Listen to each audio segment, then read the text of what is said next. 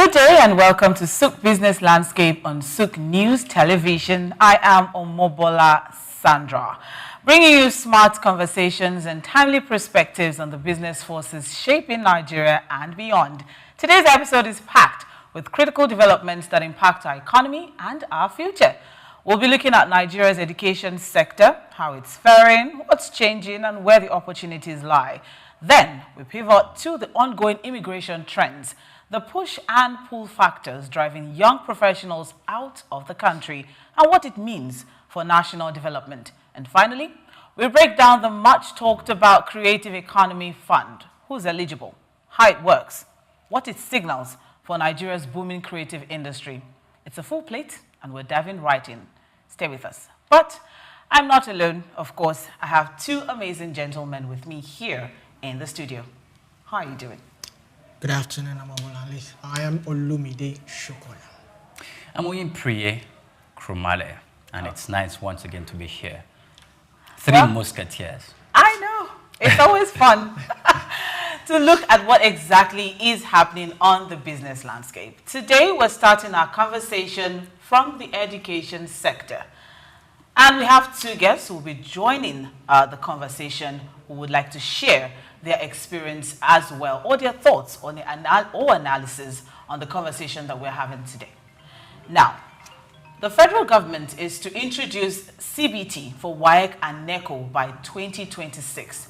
The federal government is set to introduce computer-based tests for WAEC and NECO exams with full implementation plan for 2026. This shift, starting in November 2025, aims to address long-standing concerns over exam malpractice and improve the integrity of national examinations. Education Minister Tunji Alausa emphasized that the transition aligns with efforts to modernize the education sector and enhance transparency. Alausa highlighted that unlike JAM's successful CBT model, WAEC and NECO have struggled with high rates of cheating, undermining the credibility of these exams. He noted that candidates often perform poorly in JAM due to strict anti-cheating measures, showcasing a significant contrast with the issues still present in WAEC and NECO. This transition to CBT, according to the minister, will eliminate miracle centers and protect honest students, creating a fairer system that will also maintain or help to maintain the value of Nigerian certifications. Now, from a business perspective, the move to CBT signals a significant technological upgrade within Nigeria's educational system. We're excited about that. But the transition is expected also to drive investment in digital infrastructure and educational technology. By tackling exam malpractice head-on, the government aims to boost public trust in national exams, enhance the quality of education, and ultimately increase Nigeria's competitiveness in the global education market. Pray. Yep. Olumide. Just yesterday, we had a conversation as regards the fact that 1.9 million Nigerian students wrote JAM. And out of 1.9, 1.5 failed. That conversation is still heavy on the front burner. And a lot of people have attributed this failure to the newly introduced CBT. The fact that a lot of these students are still struggling to come to terms with it, and the fact that a lot of students, have not properly been exposed, to the tech that is now. Your thoughts as we look forward to bringing our guests joining the conversation. Okay, so first of all, I'm glad we'll be having two guests who will be speaking extensively on this topic. First, when the story of the CBT came out, one of the core reasons is to disincentivize cheating and examination malpractice. That in itself is innovative. And it brings about development as our forte, turns around from business economy to development. So if I look at it on the business aspect and economic aspect, it talks about technology development. Technology seems to be the driver of all sectors, all industries in the world. an examination or education is not left out in the picture. However, for it to be effective, those who are going to use the technology to carry out their jobs, or either in examination or in the hospital, in the healthcare industry, needs to be trained and needs to, be equipped to a certain level on how to use this technology. If that is not done, the primary objective for which technology is inculcated into that industry will be defeated. And as far as JAM is concerned, I heard stories about students who were sitting for the examination in very, very local areas, and they have not been exposed to this CBT before now. And 2 weeks to the exam, they rushed them to the mock exercise, and now they rush them to the main issue. But there is another side of the conversation that, okay, this could actually be the reason why we have over 70% of the students failed the JAM exam. But there's another question that another guest is bringing, that, okay, when did we introduce the CBT in the process of examination? So if it has been in the fray for quite a while, why are we saying, or where is this argument that students failed because they were not acquainted with that system? So it's neither here and there. So the thing is, will JAM deploy CBT to a very local village somewhere in Katsina State?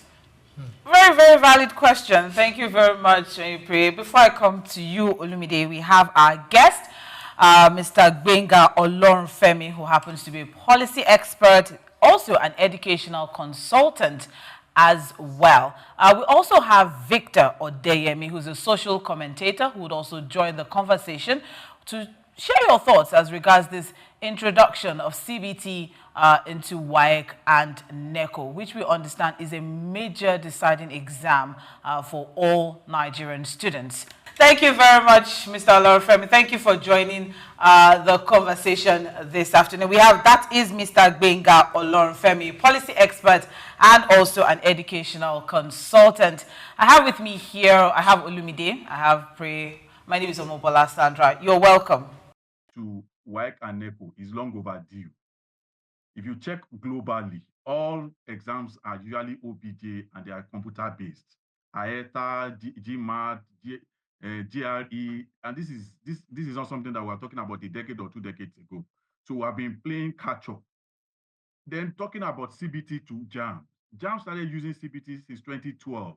It was from the days of Dibu Odenrinde, and Oloyede came in 2015 under Buhari administration. He got a second term. That's why he's still there. So it's not like he's totally new to the students. I know someone from Landmark Secondary School in Kwara State last year that got 349 in JAM through CBT. But the result this year has been very, very poor. There are so many things to look at. And I'm talking first-hand experience as a UTME supervisor. A lot of these students are not exposed to it. So the real question is not, the real beam light should not really be on the students, because it's not a case of them not knowing what to do for a good number of them, especially like 4 regions in Nigeria: the South, the Northwest, the South-South, the Northeast, and the North Central.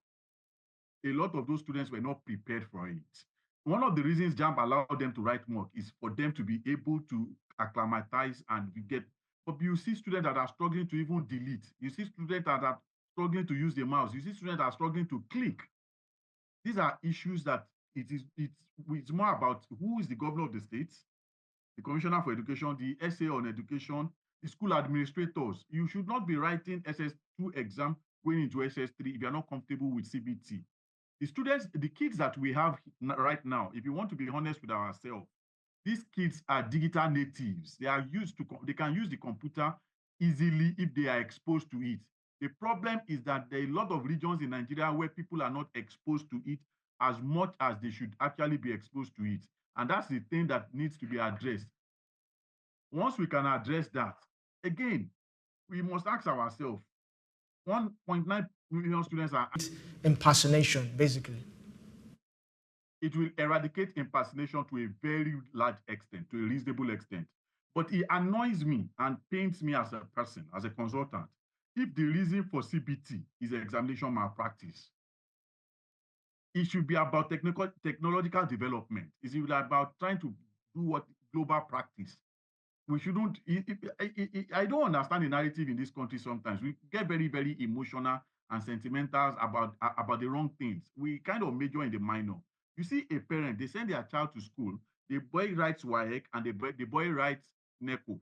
He fails WAEC and passes NECO, and then they will tell you WAEC is the one that is good, NECO is bad. Did you pay that child to fail?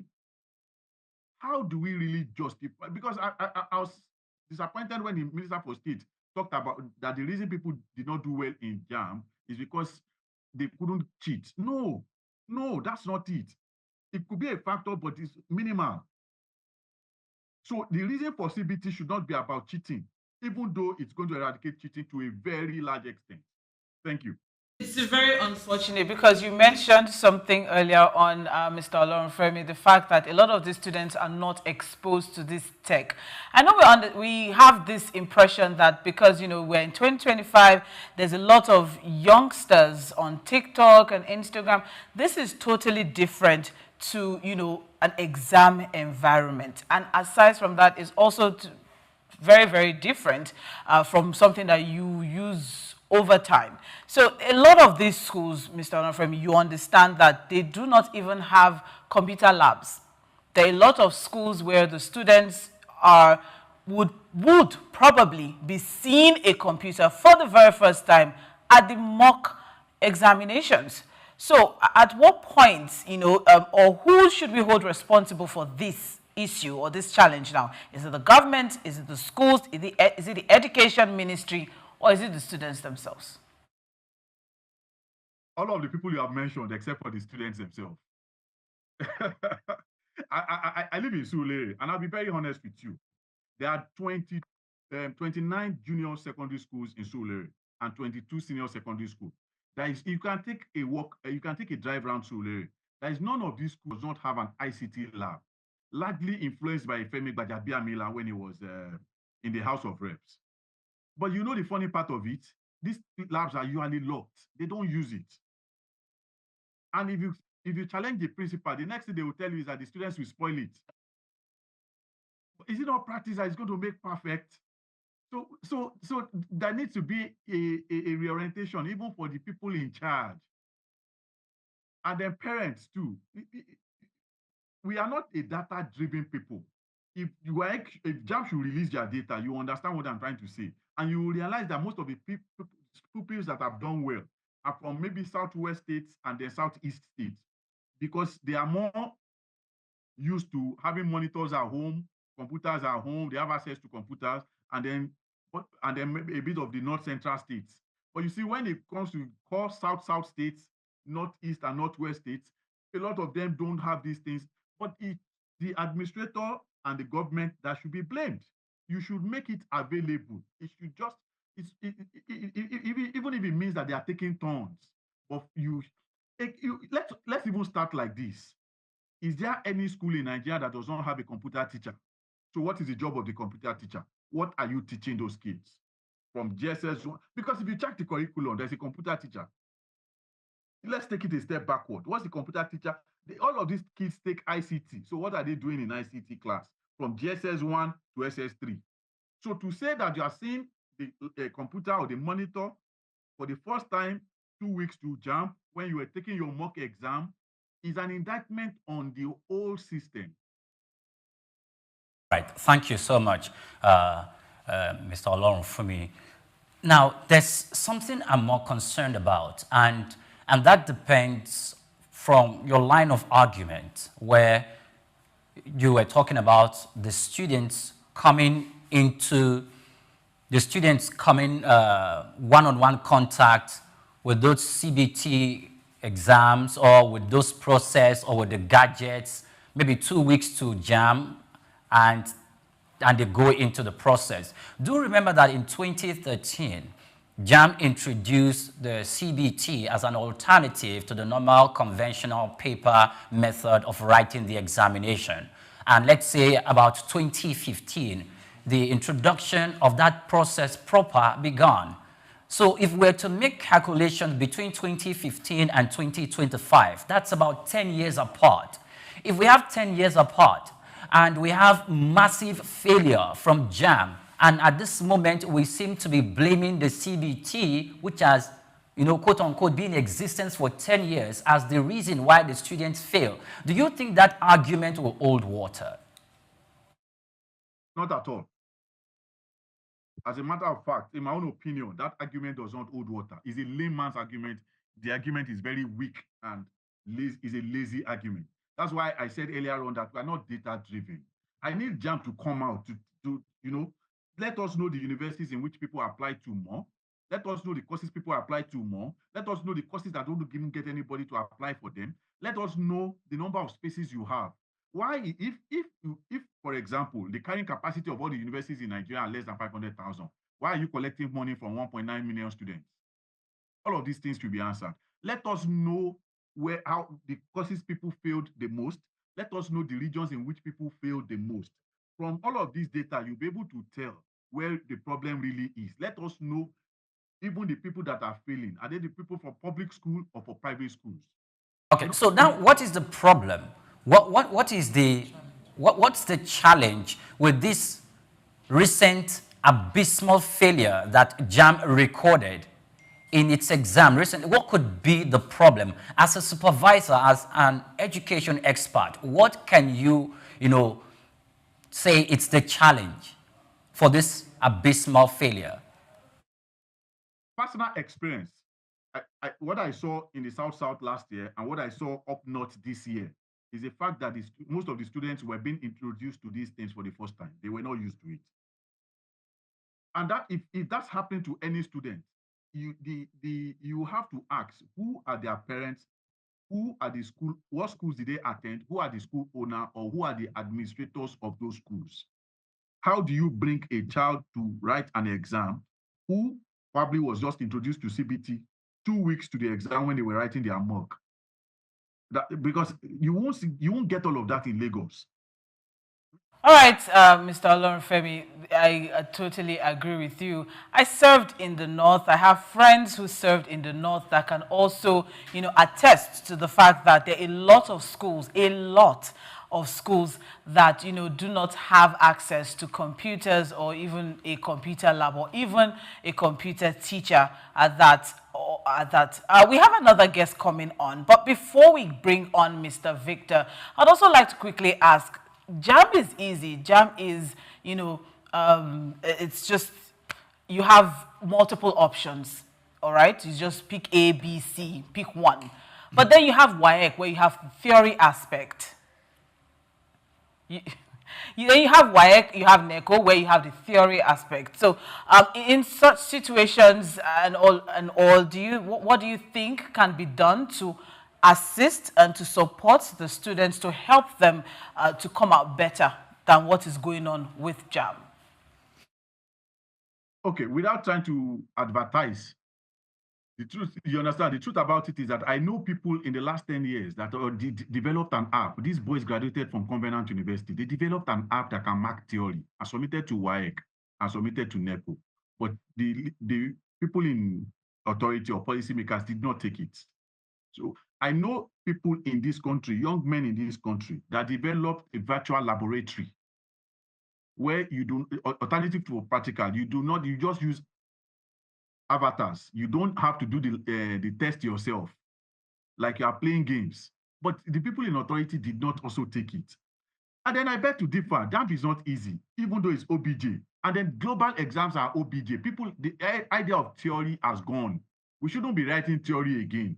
But I'm not in a position to scrap it. But my point is that there are apps that can mark theories if that's the way you want to go. You see, when you write... The issue, Mr. Olorunfemi, is the students now being able to navigate that. It's different when you just have to click on A or click on B. But now you have to type an entire essay, say, for example, for English, or you are doing, something even much more technical, and you have to draw diagrams now and all of that. So how do you think we're properly equipped, for WAEC and NECO? Yes, I get you, which is why I said in my opinion, theory should be scrapped. Let's go the way of OBJ. You understand? Because that's what you get globally. Nobody does theory globally again. For qualifying exams, in my opinion, the theory should be scrapped. Because really, JAMB is a qualifying exam. Even if you score 400 over 400 in JAMB, you are still not guaranteed admission. That's the honest truth. The JAMB is to qualify you to present yourself to the university for post-JAMB. So if you go for post-JAMB and you don't pass, you still don't get admission. So why do you have to, and almost the same thing for WAEC. WAEC is a qualifying exam. You are supposed to present 5 credits to include English and maths. With your 5 credits and English and maths, if you show up and you don't pass post-JAMB, it will score you some points in post-JAMB. But if you don't pass post-JAMB, you still will not get the admission invariably. If I might ask, how long do you think it would take Nigerian students to be well accustomed with the computer, to be well accustomed or to be well trained in handling the computer? If we actually have the sincerity of purpose, to be well accustomed and to be well trained would not take more than 2 years, maximum. But you see, JAMB went the way of total CBT in 2015. That's 10 years ago. The people writing JAMB this year, 10 years ago, what class do you think they were? They were all in primary school. But you also said that in every school we have computer science teachers. So they should have been educating these students. I strongly doubt. Well, in every school, ideally, we are supposed to have computer science teachers. And then there is ICT from GSS1 to SS3. So it's also pertinent to ask ourselves, what are they teaching? Is it that they don't have or they don't teach? Because the people that wrote JAMB this year, in 2015, they were in GSS2 or GSS3, primary 2 or primary 3. It's sad to think that people that were in primary 2 and primary 3 then cannot use CBT this year. Let's think about it. Take it a step backward and think about it retrospectively. And it says it's a sign that we're not making progress. There should be a total overhaul in our education system, the curriculum vitae and all that, to actually enforce computer training or learning in our schools. It should be a parameter. Even common entrance should be CBT. It should be a parameter to we should go the way of LMS. It should be a 50-50 now. You digitalize half of the things that the kids are doing in primary school and secondary school, and then they do a bit of theory, paperwork too. That's the way to go right now. If not, the next set of illiterates in the future are not going to be the people that have not gone to school. They are going to be people that have gone to school, they have certificate, they can write, they can read, they speak good English, but they are not digital literate. They cannot use the computer. That's going to be the next set of illiterates. In fact, there's a looming problem now for people between the age of 38 and 58. There are a lot of people that fall into that category that are not digital savvy at all. In no time, if they don't do anything about it, they are going to become illiterate. They are just going to start to struggle within the society. Well, it's a very, very scary situation that we are looking at this time now, Mr. Olorunfemi, if you ask me, because federal government is looking at introducing CBT into WAEC and NECO by 2026, next year, which gives some schools barely a year to prepare their students for computer-based tests. Now, we have another guest who will be joining, who will join the conversation rather in a moment, Mr. Victor Odeyemi, who's a social commentator, would also like to share his thoughts as regards this particular move. So good afternoon, everyone. I hope everyone can hear me. We can hear you. Yeah. So I kind of disagree with Mr. Gbenga in some of the things he said, and even though we know the government needs to improve on some things, I think the students should also have a chunk of the blame. You understand? Because we were the first set of people who attempted the computer-based test. And I personally attended a secondary school where we don't even do computer at all. And in my first attempt, I scored 238. You understand? And in my school, as at that time, it was just 2 people that scored below 200. And it was because of the way we all prepared for the examination. We did not even have any template on how it worked. They had mock exam. We didn't have mock The exam. preparation. What was the preparation? You didn't have access to computers. You didn't have access to a computer teacher or whatnot. What was the preparation that made you come out that strong? I think why we passed is just because of the level student prepared then is just more than now. You understand? There was I was talking to a boy like 2 weeks ago, and he will be attempting literature in JAM. And in JAM literature, you need to read non-African poems, African poems, non-African prose, non-African poetry, African poetry, non-African drama, and African drama. And they will ask questions on all this. I was asking him that, have you read all this? He said he does not have it. He does not. So how will that kind of person pass literature? And you will attempt 4 subjects. If you are not prepared for literature at all, that means you can only. So, Mr. Victor, who's responsible for that? Who is responsible for that? Him not having access to those books or him not being exposed to those books? Who's responsible for that? The student, the teacher, the proprietors of the school, or the government? Honestly, I just think it's the student. You know why? Because I know the kind of school he went to. I wanted to go to a school. We were not privileged. I didn't have money to go to the kind of school he went to. And even the year I entered school, it was the head boy of his school that scored the highest in Unilag post UTME. That is for you to know the kind of school this boy attended. I'm not using him as a general this thing to judge everyone. I'm just saying that I have worked in a tutorial center for over 4 years. And when you even give students things to read, things that you are sure that these are the things that will come out, they will not read it. You understand? They will not read it. And I would say that the computer-based exam, when you open the software on the system, you'll be required to put in your registration number. When you put in your registration number, the next thing that comes up is the questions. Which one you want to attempt first? You choose the one you want to attempt first and you start it. Those are basic to me, honestly. To me, those are basic this thing to me. Honestly, that is what I think. Thank you very much, Mr. Victor Odeyemi. I appreciate. Thank you very much for joining the conversation. We'll go on a short break very soon, but before then, Olumide, pray. The students are now taking the brunt of this issue. Yeah, from what Victor is saying, he's saying there's a decline in the reading culture of our students. So, who is to be blamed? Is it the teachers or the students themselves? The reading culture is different from someone who is prepared to use a computer. If someone is not prepared for an exam, it's different from the person being exposed to technology. Okay, so if he fails, then it's different. No, even if he is prepared for that exam and he has read all, okay, even if he knows how to use the system very well, yes, and he did not read for that exam, he's not going to pass the examination. The crux of the conversation is the fact that we're introducing CBT.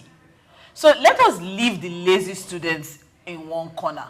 Let us look and focus at the students who are unfortunate to be in a rural area where there is no computer teacher rather, or there is no computer for them to get proper exposure to be able to use for a life deciding this examination. But it's also clear that these students, you are going to write an exam.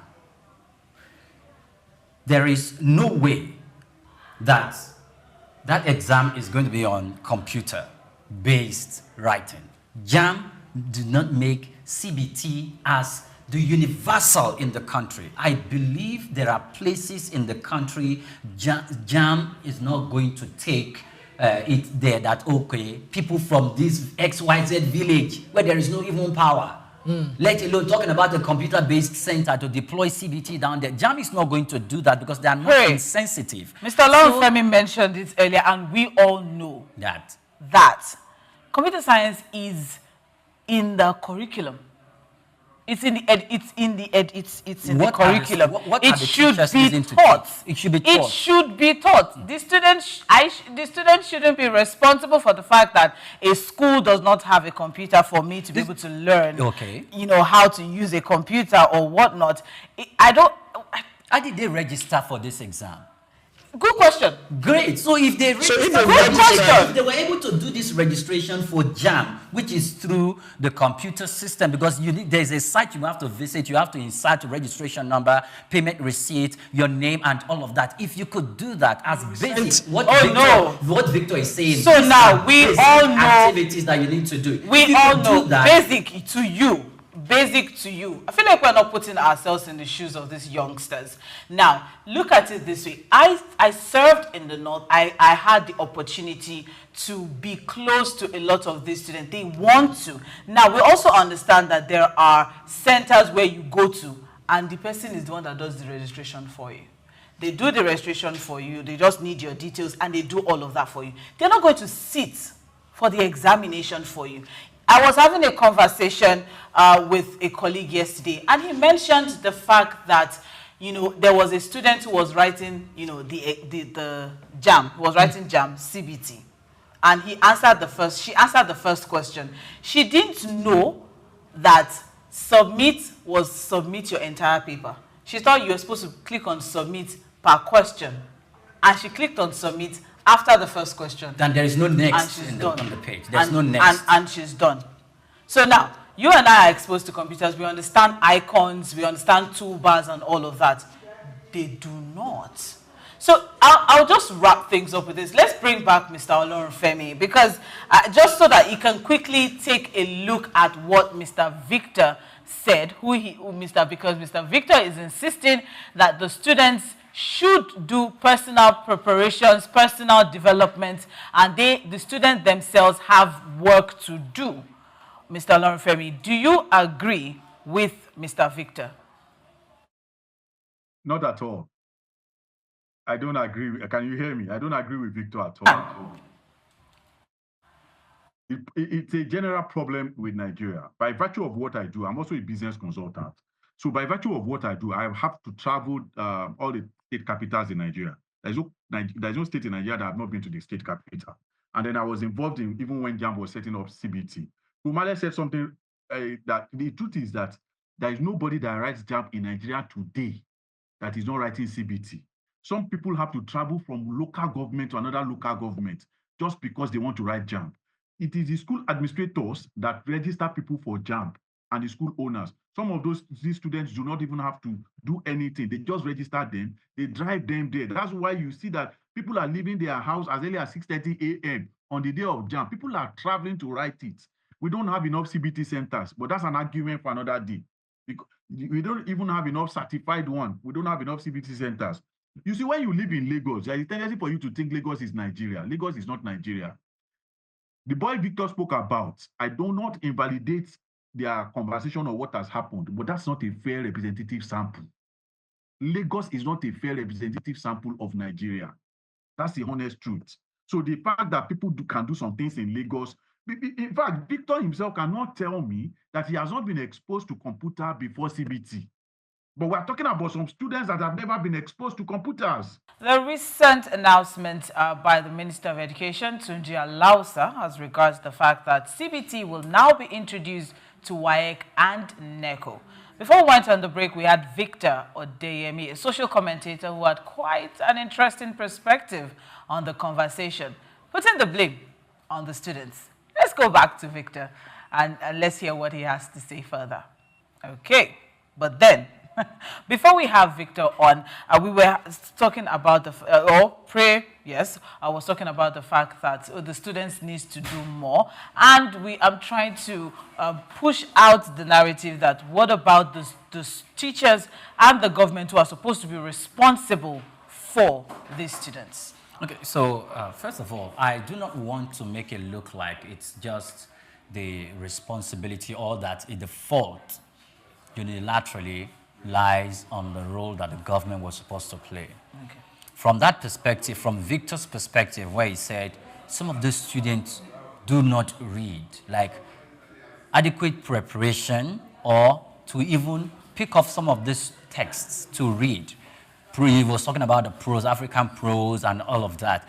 So you were asking who's responsible for providing these materials. Some of these students have smartphones, and some of these materials they can access for themselves because they are smartphones. Because we know that some of the students at their age are even more, they are even more skillful in operating this device than a lot of other people who are not their age. So if they do not have these materials available to them, it's something they can source for themselves.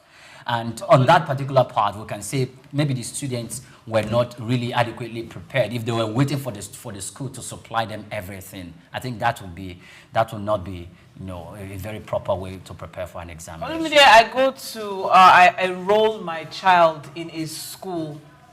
Am I responsible for the chalkboard in the school? No.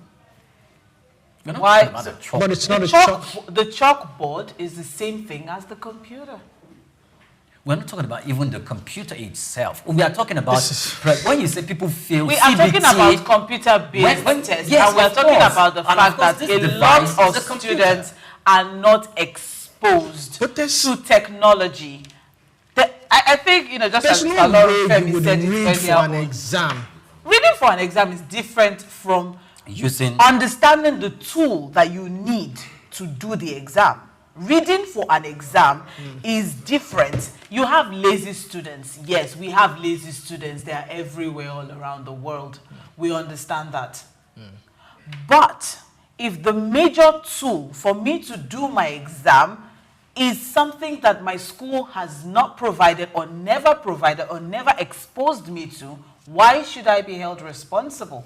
All right, so let's look at it this way. Just like Victor said, I think he said 2013, that's when CBT has been. So this is the space of about 2012, space of about more than 10 years or thereabout. So there's no way, even the teachers in the secondary school, there's no way you say you are preparing for JAM and you know that it's CBT. There's no way that your parents or even you will sit back and say, okay, because my school does not provide computer. I think you're talking from a privileged perspective. No, it's not about being privileged. No, I believe that you are talking from a privileged perspective. If you really want to get it done, are on scholarship, they're not paying their fees, they can't afford these fees, and now you're saying that the parents should have prepared them. Mr. Olorunfemi mentioned earlier on the fact that there are students that they have to travel from one town to another because, number one, in their town, there's no power. Number two, in their town, there's no computer-based center for the examination. Or there is not even computer. So now somebody knows, I know that I'm going to write JAM next year, and for that reason, every week I have to take a bus to another town to go and prep myself, which shouldn't be. I think you have to equally understand the perspective for which we are speaking here. And I'm understanding your perspective. No, the perspective. But you're not understanding my perspective, which is for the students. The perspective here is not about the computer itself or the system. It will require. It is about exposure. What you are saying is that okay, the government will have to bring the software and say, okay, for the students, this is the software that we are going to use to set the CBT. This is the interface that we are going to use to set the CBT examination. And this is how to go about it. Maybe that is what you are referring to. And I am saying that, look, students at that age and at this time, most of them are armed with this device, a phone. And we know that some of the students, with the way they are skillful in using this device, they cannot give excuse to have something as basic as entering a yes or a no, or to mark or tick an A in front of the system and click on next to the next question to answer and click or read the basic instructions right there in the front. If we say that is the reason, then I think we are completely deferring to the student and aiding their quote-unquote laziness. I don't want to call it laziness, but I think it is something as basic as Victor pointed out. A few years ago, very few years ago, not too long ago, former governor of Kaduna State, Nasir El-Rufai, held a test for all the teachers in Kaduna State. It wasn't CBT. That's not where I'm going. Okay. Because that's not where I'm going. Okay. But I know you know where I'm going, but you just want to deflect. No. However, yes, he held this test, and we know how many teachers failed woefully. And that spoke volume about the education sector in this country. It spoke volume about the people whom we have placed our future in their hands. But then, let's blame the students because they were born in a rural area in Taraba State where they have to travel 2 hours to get access to a computer. Let's move on to the next story.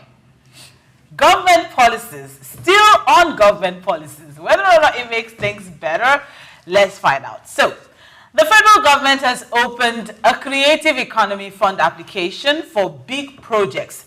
They have begun accepting applications for the first phase of the Creative Economy Development Fund, CEDF, which is aimed at supporting Nigeria's growing creative and cultural sectors. The fund was approved by the Federal Executive Council, announced by the Ministry of Arts, Culture, Tourism, and Creative Economy. It is designed to support sectors like film, fashion, music, publishing, gaming, and tourism by providing access to sustainable funding. The ministry said this initiative will drive innovation, create jobs, and help diversify Nigeria's economy beyond oil.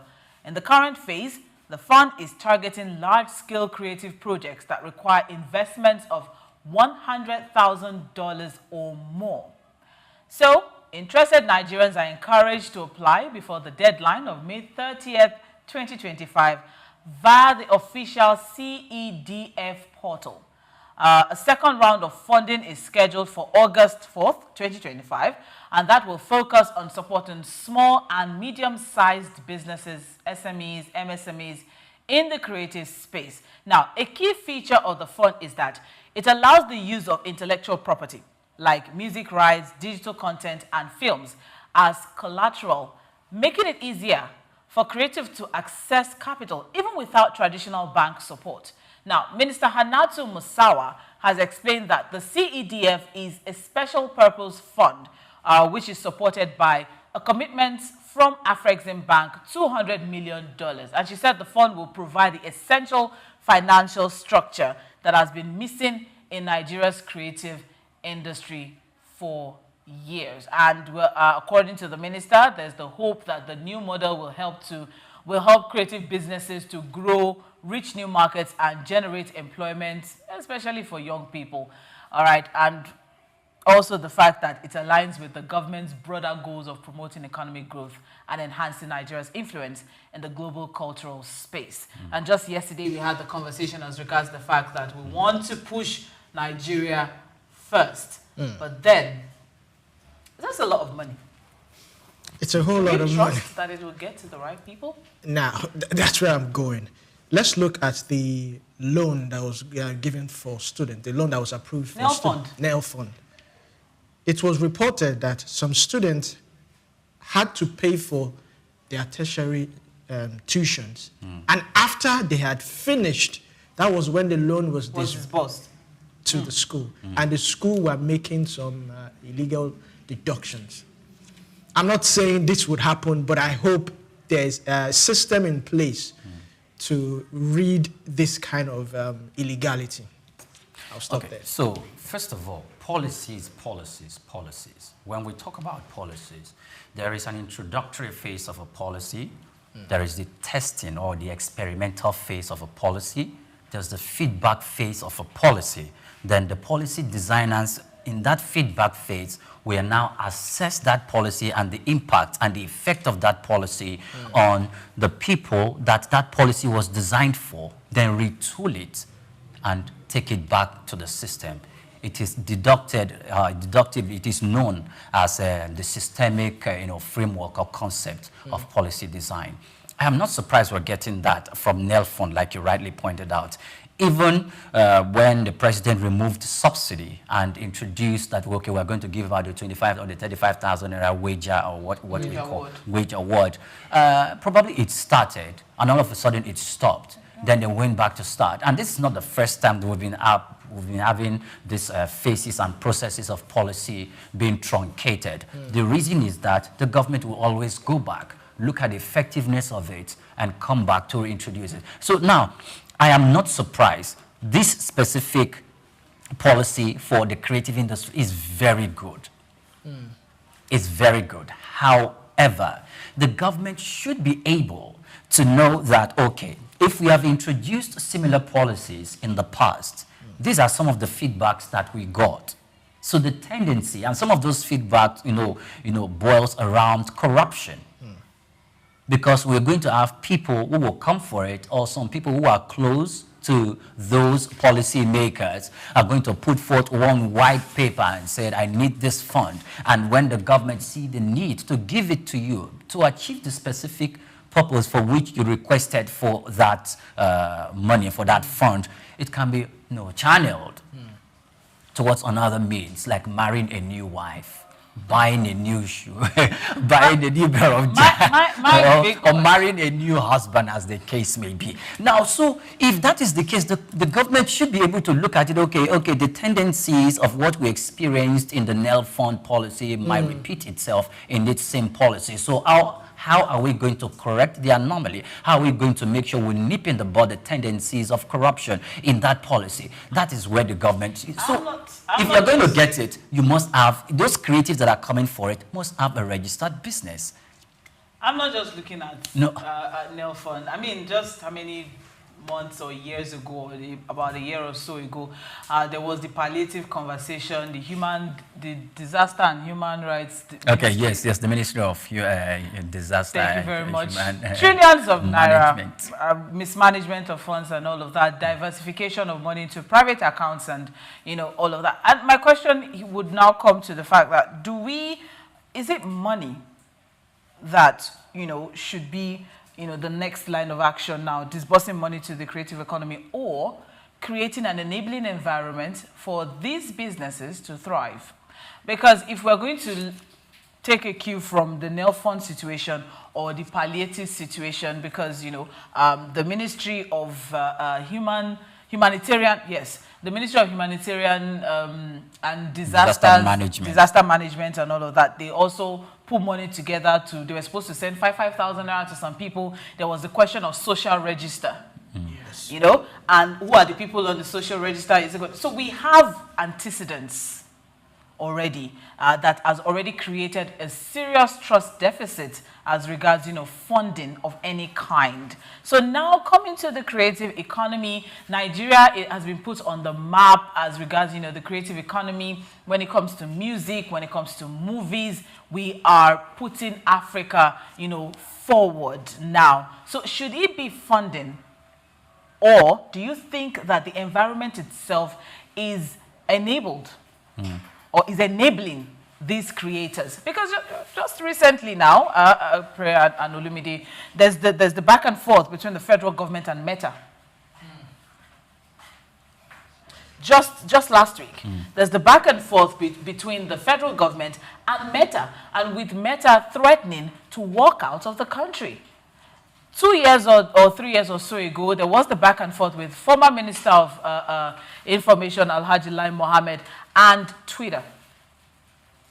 So is the environment enabling these creators, or do you think that funding is the next step? I'll start with you, Olumide. Well, I do believe funding should be. Funding really matters. Even with the fact that policies and reforms and the environment is not really supporting. So if a creative has access to these funds and then they still need to get some things done, and you have social media giants threatening to leave the country, Would that funding do anything at that point? I think it's mismanagement. I believe that there should be proper collaborations with governing bodies. Let's say, for instance, the Actors Guild of Nigeria. If you want to disburse these funds, go through them. Most of these creatives, or shall I say actors or the rest of them, they belong to a certain association which can put the government in the right place that this is what is needed for this particular area. This is the amount we need. So I believe that not just disperse it, because if you say you want to disburse this thing, what is even the criteria? Who qualifies for this particular $100,000? That's about 160 million. Okay. Who's going to qualify for it? So for me, I don't want to Omobolande. How do I call your name again? Omobola. It's okay. Omobola Sandra. I nearly call you Ombalende. But now, so the thing is, creating an enabling environment sounds like an ambiguous statement, like an ambiguous word. Like, what is an enabling environment? I just mentioned situations. Okay. Yes. For example, yes, I know. Minister of Information, like former Minister of Information, like Mohammed, and Twitter, and more recently, federal government and Meta. AI. Meta has a huge stake in our creative economy. Yes, they do. However, the fund is non-debatable. The fund is non-debatable. I have been in the gathering of creatives and movie makers, movie producers, movie directors, and even being in that industry to see some of the deep challenges it is that money to make and create good movie in Nigeria or something that will be competitive in Africa. Remember how Nigeria is bellying the cat, and something that is competitive and something that people like Prime or Netflix could come and invest and buy it and take it to their platform for you to get back how much you've spent. It requires some amount of money. The Lagos state government through the Ministry of Art and Culture does that. The federal government equally does that too. So being in the midst of these creatives, they provide money. Sometimes the offtakes could be as low as 5 million naira, but it will do a lot. Yes. And other case, if we are going to go the direction that Sandra is proposing by just creating an enabling environment, the thing is, we go out, if you see a creative or producers shooting movies somewhere like Obalende is seen, or Maryland, or somewhere in Oshodi, the hoodlums would intrude and they would disturb these movie producers. Shooting movies in that location, probably according to the story, that's the right location for them to shoot that movie. And you have hoodlums jumping in and telling you, for lack of a better word, I wish I know how to say it, and they say, like, give us money for shooting a movie right in this location. Why should you do that? You will stall that process, and at the end of the day, these producers will part with some amount of money. Yes. Now, the thing is, it's for the government. No, just a moment. Should we encourage the crowd to collect money from them? Or the government should intervene in cases that way. The government should intervene and to make sure that, look, you cannot, by providing security and having a strong conversation with these boys, to not only interfere with such process, to make it smooth for them, and also the money that the government is going to provide is for them to get the right technology that will provide the right quality, and to make sure that they are able to rent hotels for these actors, because that industry is vast. Even security would cost something. I'm talking about, is it the wardrobe? Is it about the camera? Are we talking about the same industry? Have you seen the movies that have come out recently? I think we're shifting a bit. You mentioned just now as regards the fact that people want to shoot movies. Let me give you an instance. You know, when you watch a Hollywood movie, for example, at the end credits, you see appreciation to the state government, appreciation to the board, appreciation to the state board. They did that also in Nigeria. No, they don't. They do. They do. Oh, yes, they do. No, they don't. But I've watched a movie where that was done, accrediting the Lagos state government, accrediting the relevant Ministry of Arts and Culture. That's 1 out of a million, boys. Oh, that's many. I've seen many. That's one out of a million, but it's fine. The point I'm trying to drive at is the fact that there are guidelines. Say, for example, there's the rule that if you're going to hold an event that's going to have more than 150 in that place, you should write to the government, Lagos State now. You should write to the government, and then the government will give you an approval. And then you go and you hold your event. What is stopping the government? If you want to shoot a movie in a public place, write to the relevant board, get your approval, go and shoot your movie. Anybody or agbero or whatnot that wants to come and disrupt your movie set, you show them the paper. Why can't we have a system like that? Why do I need funds from the government to fund agbero? Who is? That's what you just said. No. How did a paper from the government, and they will say to tell you to go ahead? We're encouraging them. Yes, that is the problem. It's a problem. I understand. I know. I'm not oblivious to the fact that yes, the Agbe will be like that one does not consign us. But where are the security operatives? Are they not supposed to work with? Oh no. Okay. So this is what obtains. Are we not supposed to have so this is what obtains. Yeah. So this is what obtains. So we are so used to anomalies, and now we are accepting it as normal. No. So this is what we should be looking at. When you are approached by these hoodlums, sometimes even with security, they are not going to back down. Oh, that's not true. Oh, very, very true. However, just behind our office here, a movie was shot. A scene of a movie was shot, and I looked at the quality of technology and the gadgets that were brought in. Foreign producers were equally brought in to shoot that movie. And why? Let me tell you the location they used. The Lion Building, the headquarters of the police. That's where they used. Why did they do that? The producers and the directors of the movies were quite tactical, and they have experience in the industry. And there's a reason why they chose that location, because the hoodlums cannot, come into such place to shoot that. And not a money problem or a system of course, problem. it's money. There's money involved in it. They are going to pay. I also want you to understand the fact that I need to land. It's not peculiar to Lagos. Thank you. It's not peculiar to Lagos. It's in Lagos. The reason why I have to land in there are instances where I have met producers who go out to shoot their movies in a volatile area such as Obalende, and you are flying your drone because you need to get a drone shot of that movie. According to your script, you need to get that shot. And these boys will come out and they will seize your drone. How much is that drone as a producer? Do you want to lose that?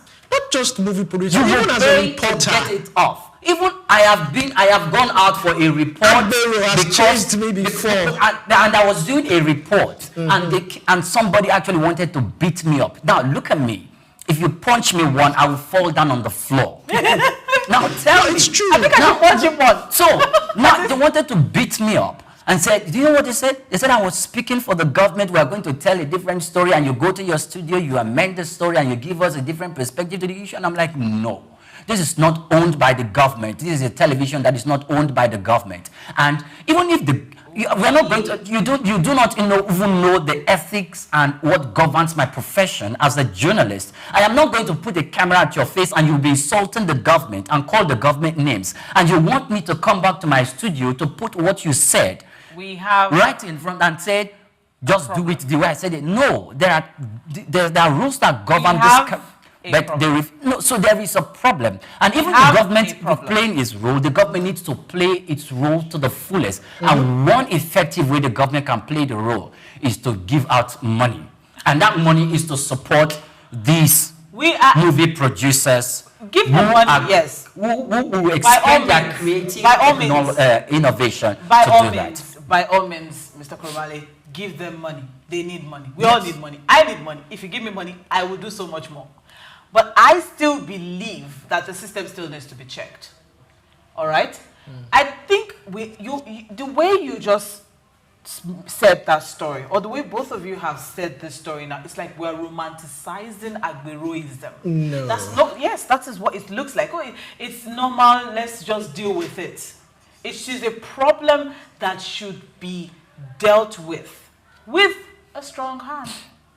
But no, let's give them more money so that we can be safe and our equipment can be safe. We need to start wrapping things up now. Do you have any last words?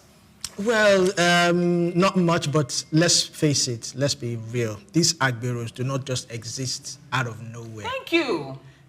They are being backed up by very powerful people whom I cannot even mention on air. So you saying we are romanticizing them. We know this, when election comes, politicians use this agbero. So it's not as if they are just lying fallow. Some of them, even if you pick them up, arrest them, throw them in the cell, 2 days later, someone comes and bails them out. So nothing can be done, we should accept that. No, I'm not saying nothing can be done. It can be done, but it's the willpower to do it. It's all right. Okay. So help us God. Okay. Okay, so political framework, creating the right environment. If the government and the politicians can use the agberos to, protect their ballots or to cause Their trouble, ambitions. or to protect their political ambitions during election, they can tame them. Thank you. But you know what? They're not going to do that because that's a strong political asset. If you destroy your political asset, you're going aground politically, but it's a wrong political asset that is rubbishing the system, for lack of a better word. It's very, very unfortunate. We've seen series of situations where, funding comes and diversification of funds, mismanagement of funds, misappropriation of funds, is always the end of it all. There's certain ministry, we've changed accountant general, or during the administration of, former President Muhammadu Buhari, where, many accountant general, were questioned under that particular administration. So funding, corruption really is a major issue, and also the system needs to be looked at. And that's a wrap for today on the Souq Business Landscape. My name is Omobola Sandra. I have with me... I'm Oyinpreye Krumale. And thanks for watching. And I'm Olumide Sokoya. Many thanks for watching. Stay with us.